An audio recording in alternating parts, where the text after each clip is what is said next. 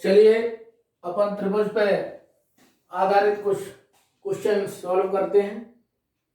त्रिभुज से रिलेटेड कुछ थ्योरी हमने इससे पहले वाली वीडियो में दे चुके हैं, और जो रेस्ट थ्योरी है और कुछ क्वेश्चन है जिसे आप त्रिभुज पे आधारित जो भी क्वेश्चन आ सके हैं उनको आप कर सकोगे। तो क्योंकि हमने यहाँ लैंग्वेज नहीं लिखी है, केवल चित्र बनाए हैं। यहाँ देखना, आप पहले क्वेश्चन को थोड़ा सा ऑब्जर्व करना, थोड़ा जूम करके, कि एक ट्राइंगल है, समझ लेना। अगर दिख नहीं रहा हो तो मैं बोल रहा हूँ, पी क्यू आर एक ट्राइंगल है, ओके। क्यू टी इस पे जो परपेंडिकुलर है, ये देखिए ये 90 डिग्री का एंगल बना हुआ है। कितने का बना है? 90 डिग्री का। और यहाँ 40 है, यहाँ बाई है और यहाँ एक्स है। आपसे इस तरीके का एक चित्र बना हुआ आएगा और एक्स और बाई की वैल्यू आपको पूछी जाएगी। तो आपने देखा कि यहाँ कितने डिग्री का है कि 90 डिग्री का है, यानी क्यू टी आर, इसमें देख लिया क्यू टी आर 90 डिग्री का दिया हुआ है। ये दिया है, ये तो दिया है चित्र में। अगर इस तरीके का साइन बना हुआ है वो 90 डिग्री का माना जाता है, ओके। अब देखो, तो इसमें कौन से ट्राइंगल में? ट्राइंगल क्यू टी आर में क्या होगा? Angle Q plus angle T plus angle R बराबर कितना होगा? 180। एंगल क्यू कौन सा माना जाएगा टी क्यू आर में? ये 40। इसकी वैल्यू कितनी दी है आपको? 40। और टी की वैल्यू कितनी दी है आपको? 90। और आर की वैल्यू कितनी दी है आपको? एक्स, यानी कि 180। 40 और 90 मीन्स कितने हुए? 130 प्लस एक्स इक्वल टू 180 और x इक्वल टू हो जाएगा तुम्हारा 50 डिग्री।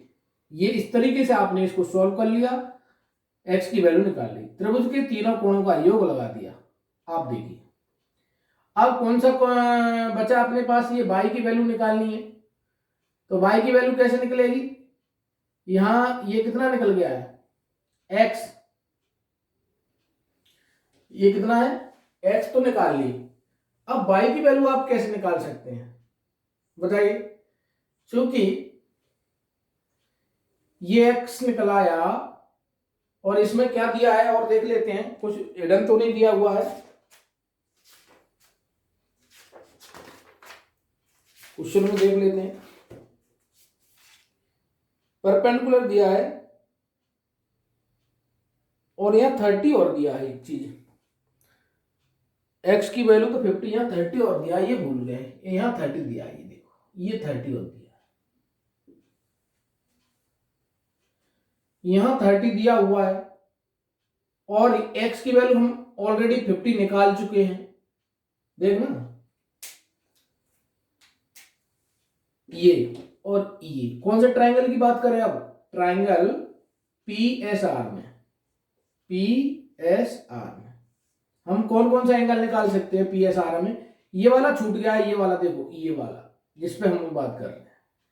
तो यहां हमने कुछ भी नंबर डाल दिया, चलो Z डाल देते हैं। इसको क्या डाल देते हैं? Z डाल दिया, है ना। चित्र थोड़ा छोटा लग रहा होगा तो थोड़ा सा दोबारा हम बना देते हैं यहाँ, कि देखो इधर देख लेना कि ये इस तरीके से है। देखो यहां 40 है, यहां 22 है, यहां 90 डिग्री का बना हुआ है, और ये तुम्हारा 30 है, और ये तुम्हारा x लिखा था। अब x की जगह आप क्या निकाल चुके हैं? यहां पुट कर दो, x की जगह आप निकाल चुके हो 50। अब आप ये वाला एंगल निकाल सकते हो। तो वो एंगल कैसे निकलेगा? ये नंबरिंग क्या है यहां पर? P Q S R। अब की बार हम लेंगे ट्राइंगल PSR। PSR में क्या होगा? Angle P plus angle S plus angle R बराबर 180। यहां से P का वैल्यू यहां से 30 रख दिया। एंगल S अपने एंगल S ही रख लो, या Z मान लो यहां, चलो Z मान लिया अपन ने, तो Z हो गया। और एंगल R की वैल्यू हमने अभी निकाली है, कितनी? 50 इक्वल टू 180। 30 और 50 मिलकर कितना होगा 80। तो हम यहां से किसकी वैल्यू निकाल लेंगे, जेड की वैल्यू निकाल लेंगे। जेड की वैल्यू आएगी हमारे पास 100। जेड की वैल्यू हमारे पास 100 आ गई। अब चूंकि ये कौन से एंगल है, ये लीनियर पेयर एंगल है, यानी कि y प्लस जेड बराबर होगा 180। और y की जेड की वैल्यू रख दो। जेड की वैल्यू कितनी आई है आपके पास 800। तो y plus 100 is equal to 180. This imply that y is equal to 80। आ रहा है समझ में? ओके। तो किस तरीके से हमने कौन सा थ्योरम लगाई, एंगल सम प्रॉपर्टी लगाई है। कौन सी प्रॉपर्टी लगाई, एंगल सम प्रॉपर्टी। और प्रॉपर्टी क्या होती है एंगल सम प्रॉपर्टी, त्रिभुज के तीनों कोणों का योग 180 होता है। तो सिस्टम से ले गए, जहां पर भी आपको दो ज्ञात थे उसको ले लिया आपने, फिर दो ज्ञात थे उसको ले लिया, फिर इसमें लीनियर पेयरबाजी लगा दी। ओके ना,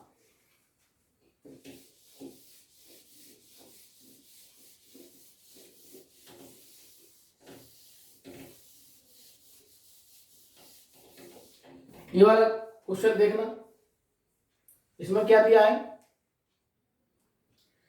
कि यहां कितना दिया है, ये x दिया है, ये y दिया है ऑलरेडी, और ये 35 दिया है।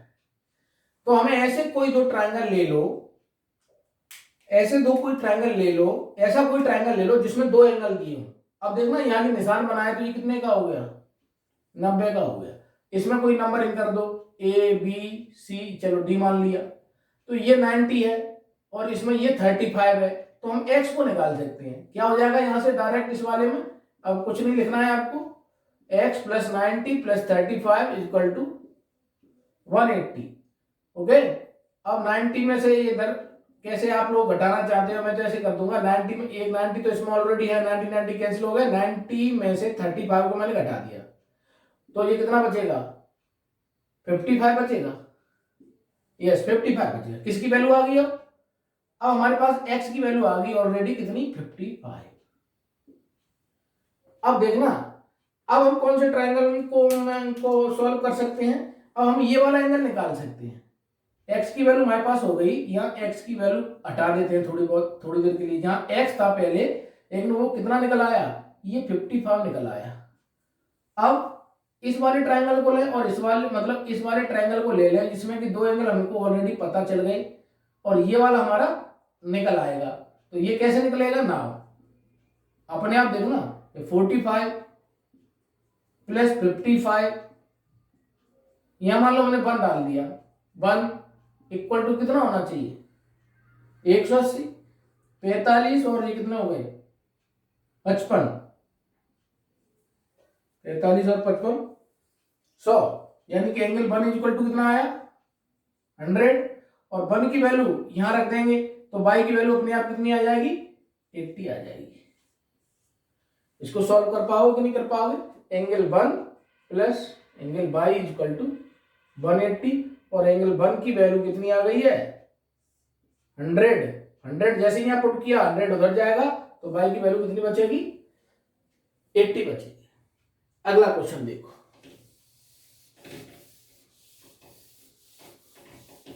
ये इस क्वेश्चन में कुछ इनकम्प्लीट है, थोड़ा इसको कंप्लीट कर लेते हैं। इनकम्प्लीट कैसे है देख लेते हैं। यहां 62 लिखा हुआ है, देखो ये 62 है, ये कितना है 62। ओके,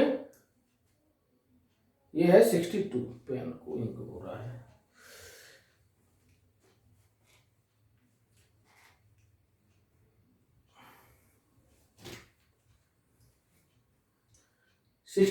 और एक चीज और दे रखी है, हमें निकालना क्या है, क्वेश्चन ही अधूरा है। If x is equal to 62 and find OZ by OC by, yes हमको ये वाला एंगल निकालना है, हमको ये वाला एंगल निकालना है, और हमको ये वाला एंगल निकालना है। आप एक बार से समझ लीजिए, फिर से मैं चित्र बना रहा हूं। अगर इस तरीके से दिया है, देखना, ए, बी और सी, चित्र में इस तरीके से दिया है कि ये इधर और ये इधर, और ये आपस में इक्वल भी दिए हैं, और ये पूरा का पूरा 54 का दिया है, और ये 62 दिया है। तो पहले तो आपको ये निकालना है। अब और ये निकालना है, और ये निकालना है। मैं ऐसे नंबरिंग कर देता हूं, 1 2 3, ओके, और ये 4। ये निकालने हैं आपको, 1 2 3 4 सब निकालने हैं। जो पूछा हो, मान लो x लिख दिया यहां पर, चलो x लिख दो, यहां पर y लिख दो, ये पूरा y है, और यहां z लिख दो, और यहां x y z हो गया, यहां कुछ और लिख दो, x y z के बाद l लिख दो, कुछ भी लिख दो, यहां o लिख दो।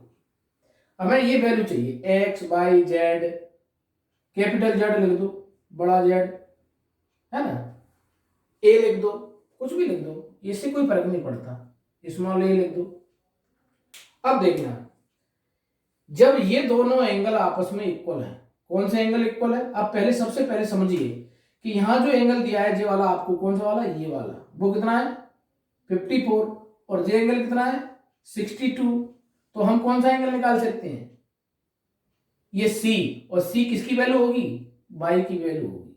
यानी कि हम इसमें डायरेक्ट पहला कॉन्सेप्ट हमारा ये लगना चाहिए कि angle 62 plus angle 54 plus angle y is equal to 180। 62 और 54 को आपने ऐड किया, 6 और 5 को ऐड किया 11, और 11 को इधर ट्रांसफर कर दिया, यानी कि 180 माइनस 116, 180 में से 116 को आपने सब्ट्रैक्ट कर दिया, यानी घटा दिया, तो 4 या 2 यानी कि 6। तो y की जो वैल्यू आएगी वो आपकी आएगी 64। यहां आपको हमें बता दूं कि ये दोनों एंगल बाइसेक्ट कर रहे हैं, मतलब ये इसका बाइसेक्टर है और ये इसका बाइसेक्टर है, तभी तो यहां ये ऐसे निशान बना दिया है। या हिंदी में लिखा हुआ आ सकता है, अगर ऐसे चित्र नहीं आया तो कैसा लिखा हुआ आएगा, आप ये समझ लीजिए। ऐसा लिखा आ सकता है कि OB एंगल B का समद्विभाजक है, समद्विभाजक, या OB एंगल B का बाइसेक्टर है। बाइसेक्टर है, जैसे ये लाइन हुई, हमने बाइसेक्ट पहले भी बताया था, किसी एंगल को बाइसेक्ट करते हैं तो ये दो बराबर भागों में बट जाता है। अब चूंकि यहाँ a की वैल्यू चाहिए और ये आपको पूरा कितना है 54 है, तो a की वैल्यू डायरेक्ट क्या निकलेगी आपकी 54/2 यानी 27। सिमिलरली इन दिस वे, जे अंदर कितना निकल के आया, a की वैल्यू 27 निकल आई, ध्यान दो a की वैल्यू आपकी 27 निकल आई। इसी प्रकार आपकी x की वैल्यू भी निकलेगी, x की वैल्यू क्या निकलेगी 64/2 32। क्यों, क्योंकि ये यहां पर भी निशान है, यानी कि OC किसका समद्विभाजक है, OC तुम्हारे एंगल C का समद्विभाजक है। तो आपने a की वैल्यू निकाल ली और आपने x की वैल्यू निकाली।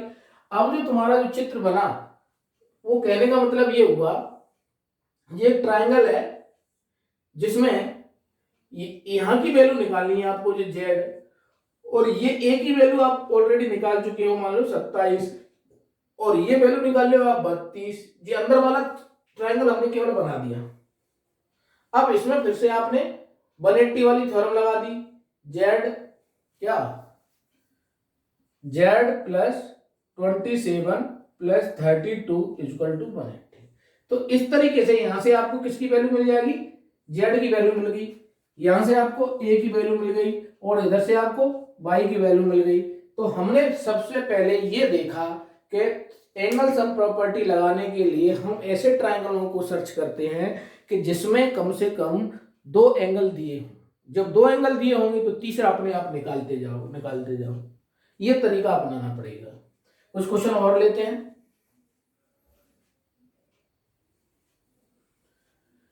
तीन थ्योरम है ये। क्या है ये? आपको ऐसे एज इट याद रखनी है ट्राइंगल में।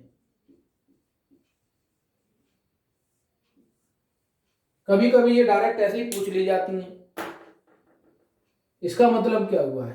ए बी सी एक ट्राइंगल है और इसकी इस साइड को आगे बढ़ाया गया है, ए सी की साइड को भी डी तक आगे बढ़ाया गया है। तो यहां जो एंगल बना, कहां पर? यहां। इसके एंगल बाइसेक्टर खींचे गए, मतलब लंब कोण समद्वाजक बोलते हैं। और इसका भी खींचा गया, यानी कि जे कोण था तो ये भी इक्वल है। तो जे यहां मिलता है, यानी कि ओ बी यहां मिला और ओ सी यहां मिला। तो जो बीओसी निकलता है वो कैसे निकलता है? डायरेक्ट आप याद रखोगे बहुत अच्छा रहेगा, प्रूफ करने में बर्बाद मत करो, प्रूफ भी करा देंगे। यहां कि बीओसी बराबर, अगर बीओसी की वैल्यू पूछी तो 90 माइनस 1/2 बीएसी। ये क्वेश्चन मान लो अगर यहां मान लो ऐसे आ गया, मान लो यहां दिया है 32 और आपको बीओसी की वैल्यू पूछी गई है, तो आप क्या करोगे? बीएसी की वैल्यू तो दी है 32 में 2 का भाग दे दो, 16, 90 में से 16 घटा दो। मतलब यहां जो एंगल दिया है तो उसका आधा करके आप यहां निकाल सकते हो, ये वाला। अब चूंकि यहां मेन क्या हो गया, मेन मकसद हो गया कि यहां 2 चीज अननोन हो गई, एक ये और ये भी है। अगर ये दी है तो ये निकाल लोगे और ये दी है तो ये निकाल लोगे, मतलब कहीं ना कहीं से आप कुछ न कुछ निकाल लोगे। अगर इनमें से कोई एक ये एंगल दिया है, एक एंगल ये दिया है, मतलब ये और ये एंगल दिए तो आप ये निकाल सकते हो, ये निकाल सकते हो, तो ये अपने आप निकल आएगा। ये बाहर के लिए है, मतलब ये साइड को अगर एक्सटेंड किया गया है, इसको भी एक्सटेंड किया गया है, तब ये कोण समद्वाजक ड्रॉ किए गए हैं। तब एंगल बी ओ सी की वैल्यू होती है 90 माइनस 1/2 बी ए सी। दिख रहा है 90 से थोड़ा कम होता जाता है। और जस्ट इसका जो उल्टा वाला है, ए बी सी एक ट्राइंगल है, इसका ओ बी इधर खींच दिया और ओ सी इधर बाइसेक्ट कर दिया। इसमें है क्या? यहां ये दोनों एंगल इक्वल है। कंडीशन ये है, ये दोनों कोण इक्वल है, मतलब ये कोण समद्वाजक है।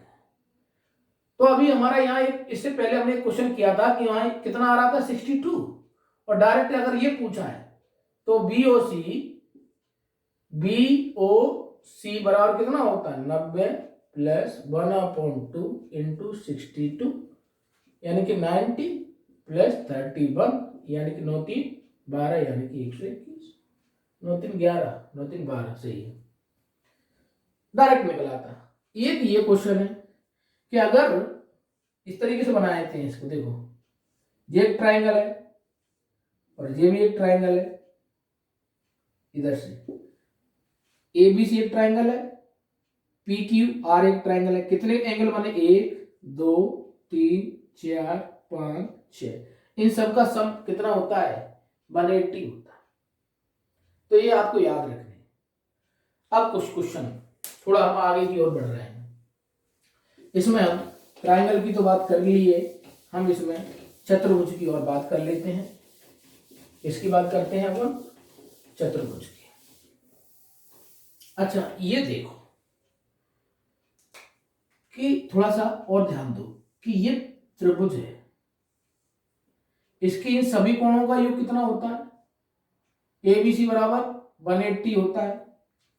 लेकिन अगर त्रिभुज की ये कोण और ये कोण, ये बाहर का, ये भी बाहर का और ये बाहर का, यहां डाल दिया मान लो आपने x, यहां डाल दिया y और यहां डाल दिया z, अंदर डाला है 1, यहां डाला है 2, यहां डाला है 3, एंगल 1 प्लस एंगल 2 एंगल 3 बराबर तो होगा 180, और angle x plus angle y angle z बराबर होगा 360।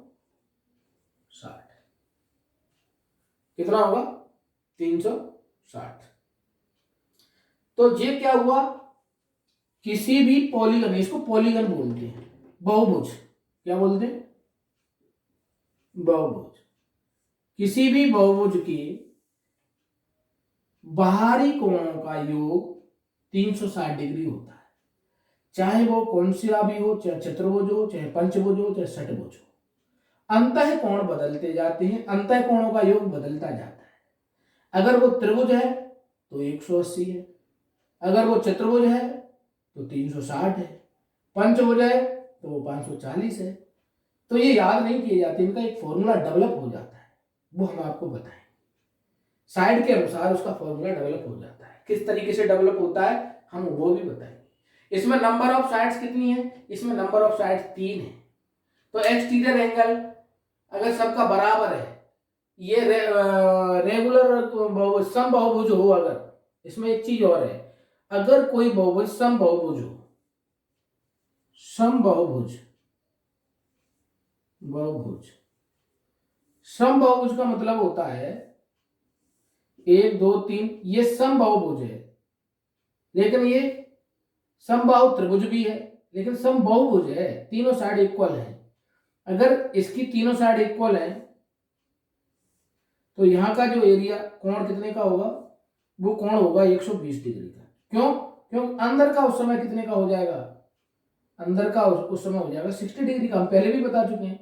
120 का अगर इसमें भाग दें तो कितना निकलेगा, 3, यानी कि 3 साइड हैं किसी पॉलीगन में, किसी पॉलीगन में 3 साइड हैं, तो उसका बाहरी एंगल कितने का होगा, किसी पॉलीगन में, किसी समबाहुभुज में, किसी समबाहुभुज में अगर 4 साइड हैं तो बाहरी एंगल निकालना है तो 4 का भाग दे दो, 5 साइड है तो 5 का भाग दे दो, 6 साइड है तो 6 का भाग दे। लेकिन शर्त यह है उसे समबाहुभुज होना चाहिए, ऐसा नहीं साइड अलग अलग हो।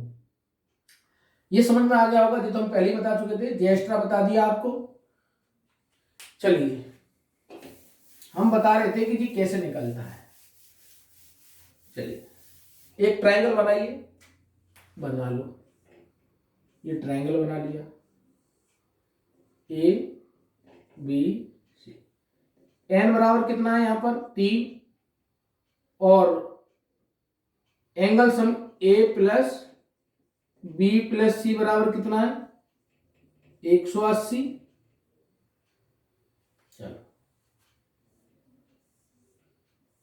ए बी सी डी, एन बराबर कितना है 4, और यहां क्या होता है A plus B plus C plus D equal to 360। अब इनका एक फॉर्मूला कैसे अपन बनाते हैं वो देख लो, कि मान लो हमने ऐसे लिख लिया 2n माइनस के 2 इंटू 90, 2n माइनस 2 इंटू 90, या और दूसरा 2n माइनस 2 का वो करें, अगर n माइनस 1 इंटू 180 कर ले तो क्या दिक्कत है, no no no no, n minus 1 equal to 90 करना पड़ेगा क्या, देख लेते। 3 रखा अपन ने यहां तो कितना होगा, जैसे ही 3 अगर रखा तो 3 माइनस 1 2, 180 इसके लिए तो हो जाएगा, लेकिन अगर यहां 4 रखा तो कितना होगा,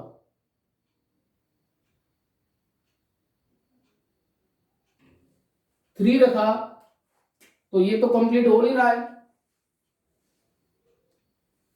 देखिए ये फॉर्मूला याद रखो आप, 2n माइनस के 4 इंटू 90, एन का मान आपने यहां मान लो 3 रखा,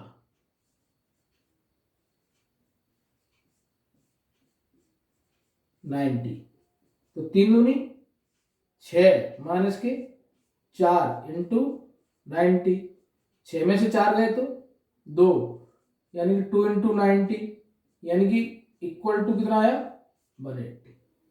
ऐसे ही अगर 2n माइनस के 4 इंटू 90 है और n की वैल्यू हमने यहां पुट कर दी 4, तो 2 into 4 minus 4 into 90, this implies 4 दूनी 8 माइनस के 4 इंटू 90, तो 8 माइनस के 4, 4 इंटू 90 बराबर 360।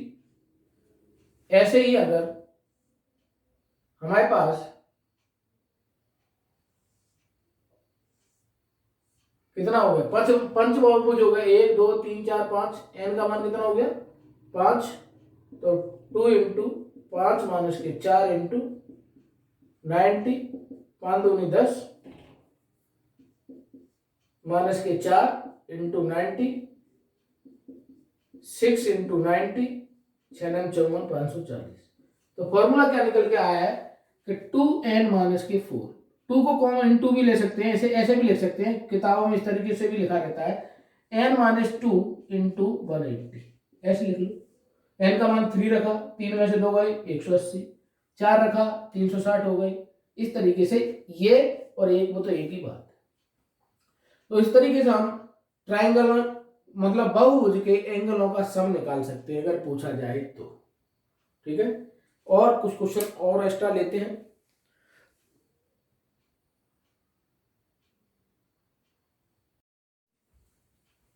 चलिए कुछ बहुत महत्वपूर्ण क्वेश्चंस ले रहे हैं अपन। किसी बहुभुज के आंतरिक कोण तथा बाह्य कोणों का अंतर। मान लो बहुभुज है इस तरीके से, ये बहुभुज जा रहा है, तो ये और ये मान लो एक एक्स मान लिया, एक वाई मान लिया, जो कौन सा है बाहरी कोण है, और जो कौन सा है आंतरिक कोण है। क्योंकि अभी पता नहीं है, ये इस तरीके से क्लोज भी हो सकता है, क्लोज होगा ही, ये अंदर वाला कोण है और ये बाहर वाला कोण है। अब हमें ये नहीं पता कि अंदर वाला कोण ज्यादा है बड़ा है। किसी बहुभुज के आंतरिक तथा बाह्य कोणों का अंतर, आंतरिक तथा बाह्य कोणों का अंतर। तो बहुभुज तो हमने इस तरीके से मान लिया x माइनस के वाई इक्वल टू 150, और अगर इनको दोनों को जोड़ा गया तो कितना आएगा x plus y equal to 180। यहां से इन दोनों को जोड़ दो, ये कहां से आया लीनियर पेयर एंगल की थ्योरी से, और ये क्या है दिए हैं। अब इन दोनों को अगर जोड़ देंगे तो 2 equal to 2x equal to कितना होगा यहाँ 0, 8 और 5 3, 13, और ये 330, और x की वैल्यू निकाल लें तो कितनी आएगी 8 13 2, x की वैल्यू कितनी निकल के आएगी 2 एकम 2, 2 छक 12, और यहां कितना आएगा भाई 165। देख लो अब जो कौन सा कोण आया 165, कौन सा कोण आया बताइए। देखिए जरा जरा सी बातों में थोड़ी सी गलती हो जाती है। यहां जो दिया था पहले क्या था आंतरिक तथा बाह्य कोणों का अंतर। तो सबसे पहले अपने को क्या लिखेंगे, हम यहां से 165 का भाग नहीं जा रहा था, तुरंत समझ गए थे कोई गलती कर गए हैं कि आंतरिक तथा बाह्य। तो आंतरिक माने बाई और बाह्य माने x का अंतर 150 है। पहले क्या लिखा है आंतरिक, बाद में क्या लिखा है बाह्य। तो ये हमें ध्यान देना होगा, बहुत इंपॉर्टेंट पॉइंट था, गलती आ रही थी। 165 इधर निकाल दिया था। अब यहां से होगा y plus x equal to 180। जब इन दोनों को जोड़ा तो जो 2y आ रहा है वो 330 आएगा, और y की जो वैल्यू आएगी वो कितनी आएगी 165 आएगी। यानी कि y की वैल्यू 165 आई तो x की वैल्यू अपने आप कितनी आ जाएगी 15। और हमें बहुभुज में भुजाओं की संख्या निकालनी है, तो बाहर के एंगल का जो एंगल आता है उसका भाग दे देते हैं। यानी कि 360 में कितने का भाग दे देंगे 15 का भाग दे देंगे। तो 15 दूनी 30 और 4 बचेंगे, 15 चौक 60। माने कि इस क्वेश्चन के हिसाब से इसका आंसर क्या आएगा भुजाओं की संख्या 24 आ जाएगी।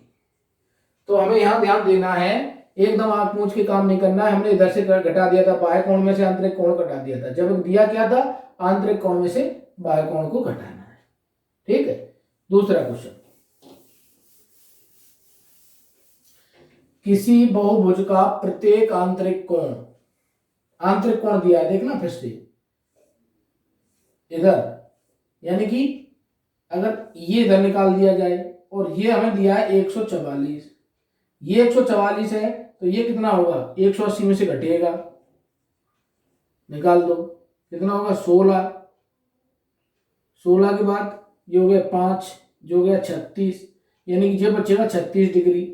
हमें बहुभुज में भुजाओं की संख्या निकालनी है तो 360 में अब बाहरी कोण क्या हो गया 36, इसका भाग दे दो कितना आएगा, भुजाओं की संख्या 10 आ जाएगी, या भुजाओं की संख्या आ जाएगी 10। अगला देखो, अगला क्वेश्चन, किसी समबाहु त्रिभुज की आंतरिक त्रिज्या, देखो हमने ये बता दी थी कि आंतरिक त्रिज्या क्या होती है। जब ये देखो समबाहु त्रिभुज है, त्रिभुज कौन सा है, ये मान लो उसकी मीडियन है और ये भी इसकी मीडियन है और ये दो इधर होता है और एक इधर होता है, ठीक है। अब समबाहु त्रिभुज का अंतः केंद्र,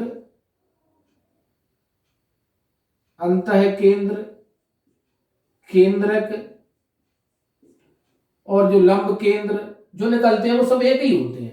अंतः केंद्र, अगर इसके कोणों के समद्वाजक खींचे जाएंगे तब भी वो यहीं पर आएंगे, एक ही पॉइंट पर आते हैं। तो दो पार्ट इधर होता है और एक पार्ट इधर होता है। चूंकि अंतः केंद्र कैसे बनता है और परकेंद्र कैसे बनता है, ये इसमें अंतर होता है। अगर यहां से यहां तक की ये दूरी ली जाए और एक सर्कल इसको, और यानी कि यहां से यहां तक की जो दूरी होती है ना, ऐसे एक बना दिया जाता है तो बोलते हैं आंतरिक त्रिज्या। किसी समबाहु त्रिभुज की आंतरिक त्रिज्या क्या हो गई, ओडी। और ओडी बराबर कितना दिया है आपको, 1 यूनिट, यानी कि 1 यूनिट बराबर हमें कितना दिया है 3 सेंटीमीटर, 1 यूनिट बराबर दिया है 3 सेंटीमीटर। और ऊपर कितनी है 2 यूनिट और है, 2 यूनिट, तो 2 इंटू 3 बराबर 6 सेंटीमीटर। हमें क्या निकालनी है, पूरी मध्य का, तो मध्य का एडी बराबर कितना हो गया 3 यूनिट 3 सेंटीमीटर प्लस 6 सेंटीमीटर बराबर 9 सेंटीमीटर। और एडी बराबर अगर डायरेक्ट निकाले तो यह 3 यूनिट और 1 यूनिट बराबर हमें दिया है 3 सेंटीमीटर, तो 3 इंटू 3 बराबर 9। इस तरीके से इसको निकालते हैं, समझ गए। अगर ये दो चीज हैं आई आर और I capital R, I R बराबर O D equal to O E equal to O F और आई आर बराबर O A equal to O B equal to O C, ये अंतर है। तो क्वेश्चन नंबर 3 भी आपका कंप्लीट हो गया। ओके, क्वेश्चन नंबर 3 कंप्लीट हो गया है ना, ठीक है। चलिए नेक्स्ट क्वेश्चन नंबर 4 पे आते हैं। 4 में क्या है, किसी बहुभुज में बाह्य तथा अंतः कोणों का अनुपात। बाह्य, फिर से समझना ये वाली बात, बहुभुज इस तरह पूरा मत बनाओ, थोड़ा सा इस तरीके से बना लो जी, बाह्य मान लिया x और जी अंतः का मान लिया y, तो इनका अनुपात है। तो बाह्य कोण मान लो एक a है, एक कोण a है और एक कोण b है, तो a बराबर अपन ने ऐसा मान लिया x और b बराबर कितना मान लिया 4x, इस तरीके से मान लिया। तो यहां मान लो आप x और यहां मान लो आप 4x, अनुपात दिया है तो उसी के अनुसार x इंक्लूड कर दिया। इसमें थ्योरी लगाई x प्लस 4x बराबर 180 होगा क्योंकि ये लीनियर पेयर होगा। यहां से 5x इक्वल टू आया अपना 180, x की वैल्यू कितनी आ गई 5 थी 15 और 5 30, x का मान कितना आया 36। और हमें क्या निकालना है, बहुभुज में भुजाओं की संख्या, तो बाहरी एंगल कितना निकाल लिया आपने 36। करना क्या है 360 में बाहरी कोण का भाग दे दो 10। इस तरीके से क्वेश्चन नंबर आपका 4 कंप्लीट हो। किसी बहुभुज में बाह्य तथा अंतः कोणों का अनुपात 1:4 है। बहुभुज में भुजाओं की संख्या ज्ञात करो। दूसरा, किसी समबाहु त्रिभुज की बाह्य त्रिज्या कितनी है? 10 सेंटीमीटर है। तब उसकी आंतरिक त्रिज्या ज्ञात करना है। त्रिभुज बना लीजिए।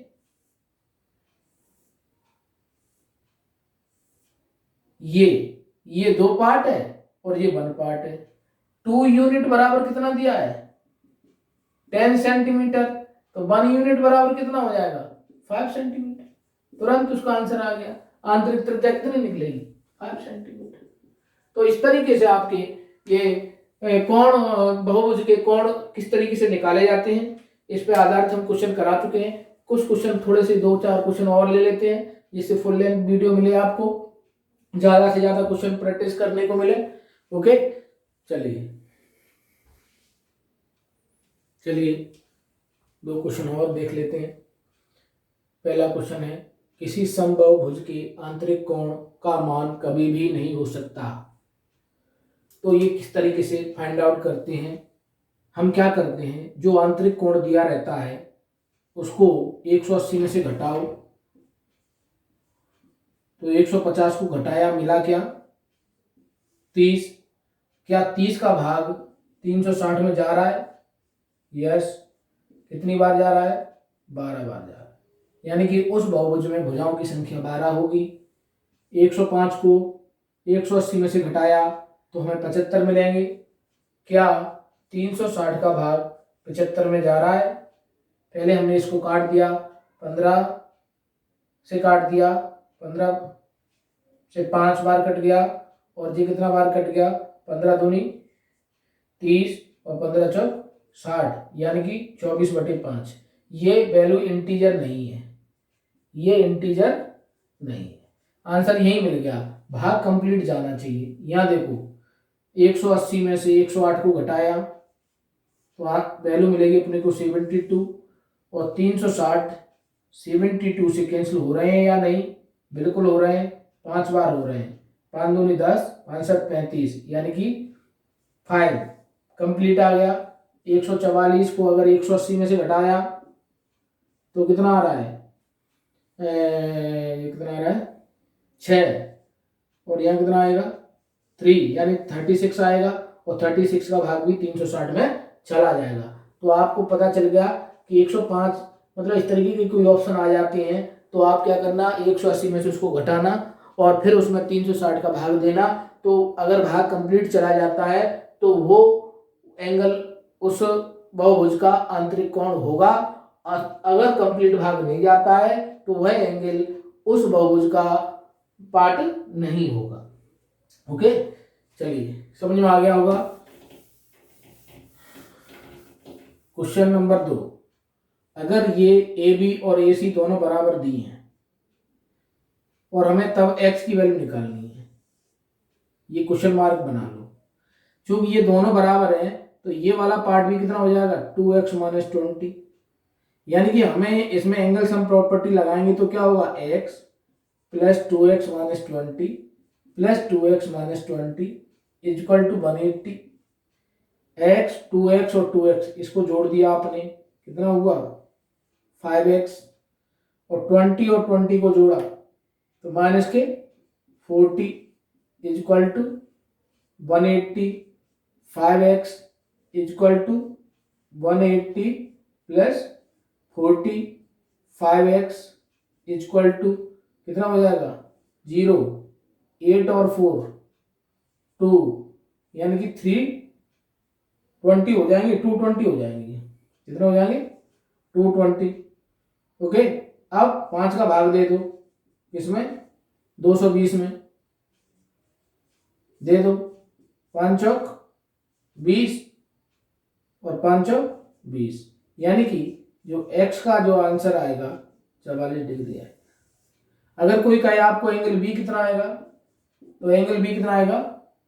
2x - 20, 2 × 44 - 20, 88 - 20, और 88 को 20 से घटा दो तो ये कितने आ जाएंगे? 68 डिग्री, और इधर भी तुम्हारे 68 डिग्री आ जाएगा। हमने काफ़ी प्रैक्टिस कर ली है, ट्रायंगल में कुछ छोड़ा नहीं है आपके लिए।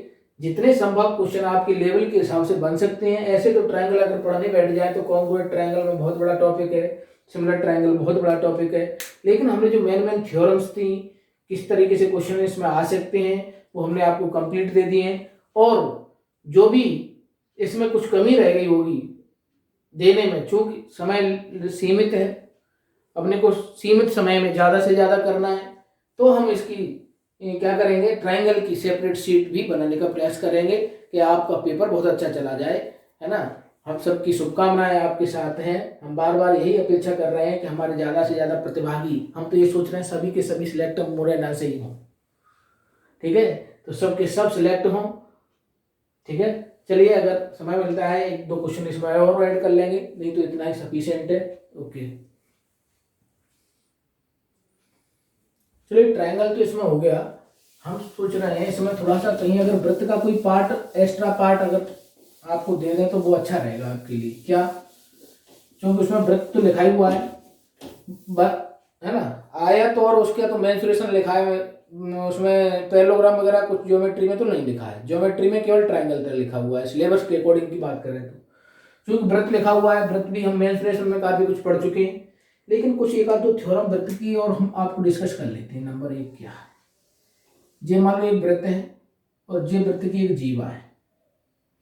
तो वृत्त की जीवा पर क्या है, अगर केंद्र से यहाँ लंब डाला जाता है तो ये 90 डिग्री की होती है, और जे आपस में दो भागों में बट जाती है। जे यहाँ से यहाँ तक 90 डिग्री, वो सॉरी रेडियस होती है मीन्स जी, समझो इसको, जे ओ है, जे ए है और जे बी है। अगर किसी त्रिभुज में, सवाल अगर ऐसे आ गया, देखना हम इससे कि हमें त्रिज्या दी है मान लो 5, और हमें ये दिया है 3, और हमें जीवा की लंबाई निकालनी है। ये थोड़े दो कॉन्सेप्ट थे जो छूट रहे थे, वो हम डिस्कस कर लेते हैं अभी यहाँ, जिससे इसकी वीडियो की लेंथ भी फुल हो जाएगी और आपको मटेरियल भी पूरा मिल जाएगा।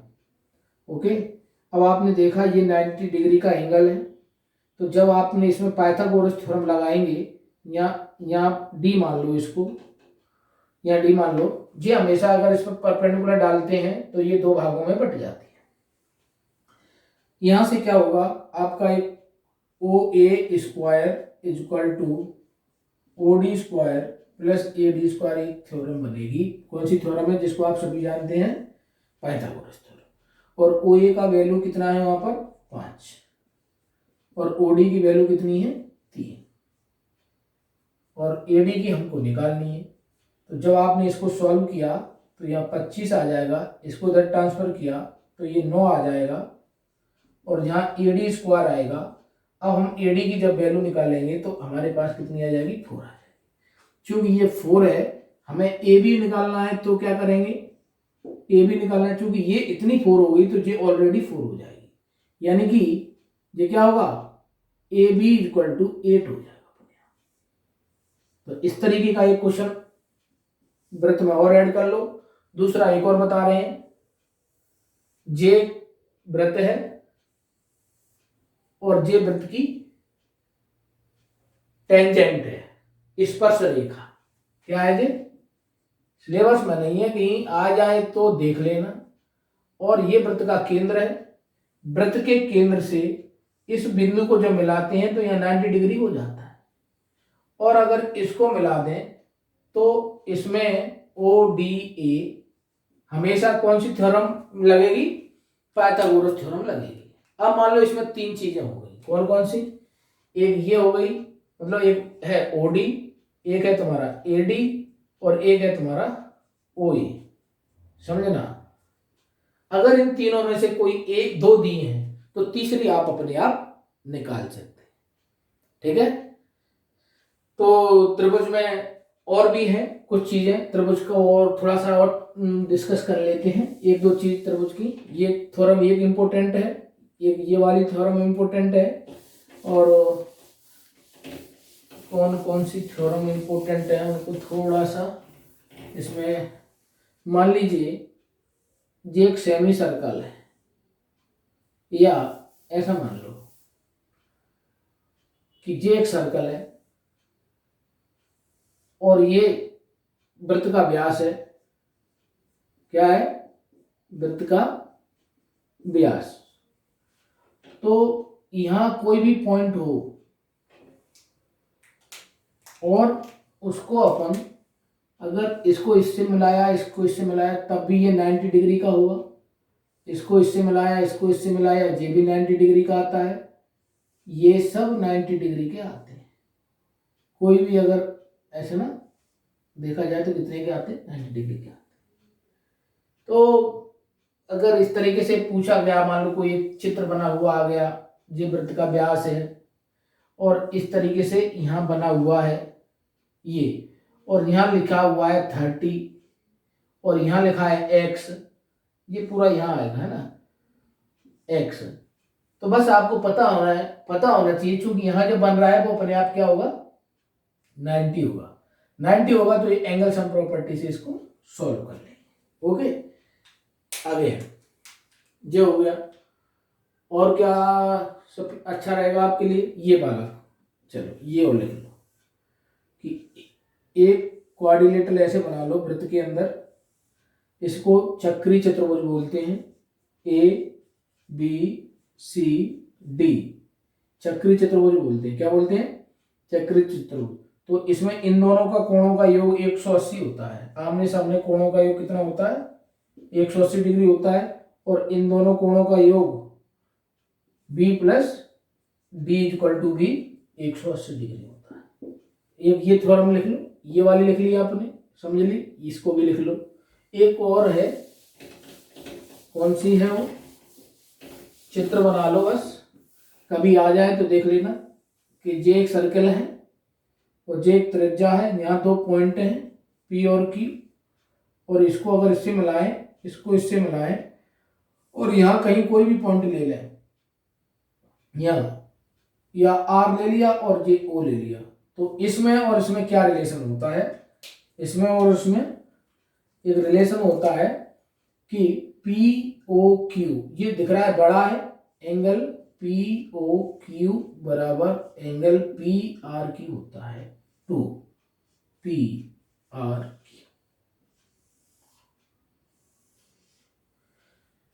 मतलब अगर हमें मान लो यहाँ 26 दिया है तो ये आंसर यहाँ कितना होगा? 52। ओके। और अगर यहां निकालना चाहें और ये दिया है अपने को, तो सबसे पहले इधर का निकालो, कितना हो गया? 26। और आमने सामने के कोणों का योग कितना होता है? 180। तो 180 में से 26 को घटा दो, कितना आ जाएगा? 4, 5, 114। अपने आप वही थ्योरम लग रही है, एक दूसरे में इंटरचेंज होती रहती है। तो ये थ्योरम हो गई। एक थ्योरम और बची है, ये और लिख लो, कभी कभी पूछ लें। अगर ये एक जीवा है और इधर ये कोण बन रहा है और इधर ये कोण बन रहा है, तो ये दोनों कोण आपस में हमेशा बराबर रहते हैं। अगर यहाँ x होगा तो यहाँ x होगा। ये भी एक थ्योरम है। तो जनरली हमने ज्यादा से ज्यादा हर चीज को हमने डिस्कस कर लिया है। आपके सिलेबस में कुछ भी नहीं बचा है। इससे आने वाले जो 2-3 पॉइंट्स हैं, जैसे समय की गणना, दैनिक जीवन में उपयोग आने वाला समय, वो भी हमने आपको 2-3 क्वेश्चन डिस्कस किए थे कि समय को किस तरीके से जोड़ा जाता है, किस तरीके से समय को घटाया जाता है, कभी रेलवे टाइम 24 आवर्स को किस तरीके से मैनेज किया जाता है, और जब अपन 12 वाले पार्ट को पढ़ते हैं 12 बजे तक, फिर 1, 2, 3, 4 को उससे कैसे रिलेटेड किया जाता है, वो सब अपन पढ़ चुके हैं। इसमें केवल एक जो है दंड आलेख और कुछ दैनिक जैसे गुणन के कुछ पैटर्न हैं, जोड़ के कुछ पैटर्न है, तो ये बात को शो करते हैं। जो सीरीज है आपकी, कभी कभी सीरीज भी आ सकती है कि सीरीज में है क्या, गुणा और जोड़ घटाना। तो नीचे जो संख्या लिखी है, एक लाइन लिखी है गुणा, और फिर से लिख दिया। क्यों? गुणा और भाग तो अपन पहले भी पढ़ चुके हैं, लेकिन बाद में भी आप देखेंगे सिलेबस के नीचे लिखा है कि गुणा जोड़ से आधारित सामान्य तरह से पैटर्न वाली चीज कुछ लिखा हुआ है, मुझे याद नहीं है अच्छे से, सिलेबस को देखा था। तो वो एक तरह से सीरीज है। सीरीज क्या है, अब आपको अगर इतना सब कुछ मैथमेटिक्स पढ़ लिया, किस तरीके से जोड़ना है, दो दो का अंतर है, चार चार का अंतर है, एक का अंतर है, दो का अंतर है, स्क्वायर का अंतर है, जिससे अपने आप एप्टीट्यूड से डेवलप हो जाएंगे। ये कोई बड़ी बात नहीं है। ठीक है, चलिए, है ना, ओके।